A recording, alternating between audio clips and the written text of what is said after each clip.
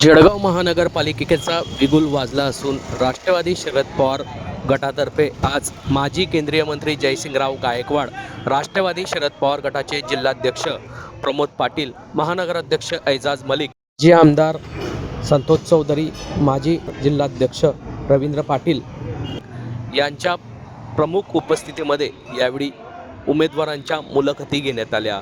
राष्ट्रवादी शरद पवार गट 75 जागा या स्वबळावर लढणार असून यावेळी उद्धव ठाकरे गटासोबत यावेळी बोलणी चालू असताना हव्या तितक्या जागा न मिळाल्यामुळे राष्ट्रवादी शरद पवार गट नाराज असल्याकारणाने बैठकीतून राष्ट्रवादी शरद पवार गटाचे पदाधिकारी यावेळी निघून गेले होते.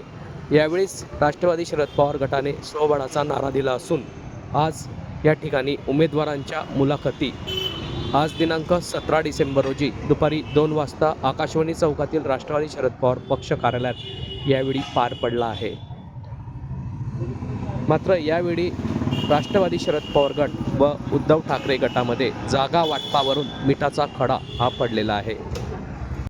एक 2 तासापूर्वी कोर्टाचं काम आल्यानंतर निश्चित येणार होता. नाही नाथाभाऊ इथे दोन्ही ते मुंबईत आहे. ते आमच्याबरोबर आहे सर आणि येणार आहे, ते प्रचारला येणार आहे, सभा घेणार येणार आहे. आता आमच्याकडे तर संतोष भाऊ आले होते, रवींद्र भैया होते, प्रमोद पाटील होते आणि संतोष भाऊला परदेशवरून फोन आला होता. ईश्वर बाबूचा आम्ही काल भेटलो. आम्ही होतो, अशोक भाऊ लाडवांजारी होते, आमचे महानगरचे माननीचे अध्यक्ष होते, ते पण होते. ते आमच्या पाठीशी आहे. त्यांची तब्येत बरोबर नसल्यामुळे ते आले नाही. आता ते येणार होते ईश्वर बाबूजी. नाथाभाऊची तब्येत पण खराब आहे, मी तो बोललो ना तुम्हाला. आणि आज ते कोर्टाचा एका कामात अडचण अटकलेली आहे.